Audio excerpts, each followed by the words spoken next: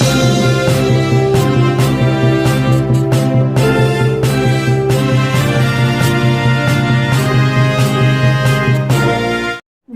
જનતાનો પ્રચંડ વિરોધ જોઈને સરકાર હવે એક નવો પેંતરો કરવા જઈ રહી છે કે અમે બંને મીટર સાથે લગાડશું, એના યુનિટ રીડિંગ વગેરે જોશું અને પ્રોબ્લેમનું સોલ્યુશન લાવશું. મારો ખાલી એક જ સવાલ છે કે જો આ પ્રોબ્લેમ એ પછી પણ જેમની એમ રહી તો શું ખાતરી અને બાહેંધરી છે કે પછી તમે આ સ્માર્ટ મીટર નામનું ગતકડું પાછું અમારા ઘરેથી લઈ જશો અને અમારું જે મીટર હતું એમનું એમ રહેવા દેશો? કોઈ કંપની, કોઈ સરકાર આવી લેખિતમાં બાહેંધરી આપશે નહીં. માટે આ પેંતરામાં ફસાવાની જરૂર નથી. અને બીજી વાત, અમારો વિરોધ તમારા પ્રોજેક્ટથી છે જે કહે છે કે વીજળી હવે પોસ્ટપેડમાંથી પ્રીપેડ થઈ જશે. પહેલા પૈસા ભરો, રિચાર્જ કરો, પછી વીજળી વાપરો. આ વસ્તુ શક્ય જ નથી. અમેરિકા જેવા દેશમાં પણ વીજળી પ્રીપેડ નથી. આ જીવન જરૂરિયાતની મૂળભૂત વસ્તુ છે. આના વગર તમે કે હું હવે જીવનની કલ્પના કરી શકીએ એમ નથી.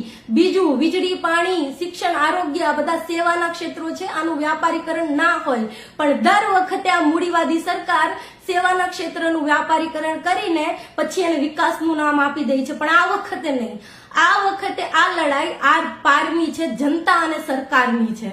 એટલે આ વખતે મારે તમારા બધાના સપોર્ટની જરૂર છે. મેં ક્યારેય નથી કીધું મારા વિડીયોને શેર કરો, પણ આજે કહું છું કારણ કે આ વિડીયોના બાદ આપણે એક અભિયાન, એક આંદોલન છેડવાનું છે સોશિયલ મીડિયા પર. કારણ કે હું જાણું છું આપણે બધા ગરીબ, મજૂર, મધ્યમ વર્ગીય લોકો છીએ. બધાને ના પોસાય રોડ પર ઉતરવું, નારેબાજી કરવી વગેરે વગેરે. એટલે આપણે સોશિયલ મીડિયા ઉપર એક અભિયાન, એક આંદોલન છેડવાનું છે જેમાં મારે તમારા બધાના સપોર્ટની જરૂર છે. તમારા વોટ્સએપનું સ્ટેટસ, તમારા ફેસબુક, ઇન્સ્ટાગ્રામની સ્ટોરી, તમારી ડીપી, તમારા ફોટો વગેરે જગ્યાએ એક વાક્ય ખાલી લખીને મૂકી દો, જો તમે મીટર બદલશો તો અમે સરકાર બદલી નાખશું. એમ ના માનતા કે લોકસભાની ચૂંટણી પૂરી થઈ ગઈ છે તો અમે કંઈ નહીં કરી શકીએ. ગુજરાત વિધાનસભાની ચૂંટણી બાકી છે. એટલે જો તમે અમારા મીટર બદલ્યા તો અમે તમારી સરકાર બદલી નાખશું. અને આ વાક્ય, આ નારો ગાંધીનગર સુધી બહેરી સરકારના કાને પહોંચવો જોઈએ. તમારા વોટ્સએપ, ફેસબુકના સ્ટેટસ, સ્ટોરીમાં, ડીપીમાં બધી જ જગ્યાએ વસ્તુ લખી નાખો કે જો તમે મીટર બદલશો તો અમે સરકાર બદલશું. તમે મીટર બદલ્યા, અમે સરકાર બદલી, બસ વાત પૂરી. અને એ સિવાય પણ જો આનાથી વધારે તમે કંઈ કરી શકો તો તમારા બાળકોની જે ડ્રોઈંગની નોટબુક હોય ને એમાંથી પેજ પાડીને સ્કેચ પેનથી એમાં પણ લખો, જો મીટર બદલ્યા તો સરકાર પણ બદલાશે.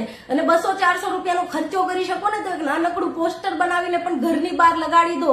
સેમ વાક્ય, મીટર બદલશો તો સરકાર બદલાશે. આ નારાથી ગજવી મૂકો ગુજરાતનું આખું સોશિયલ મીડિયા. અને આનો પડઘો છેક ગાંધીનગરની બહેરી સરકાર સુધી પડવો જોઈએ.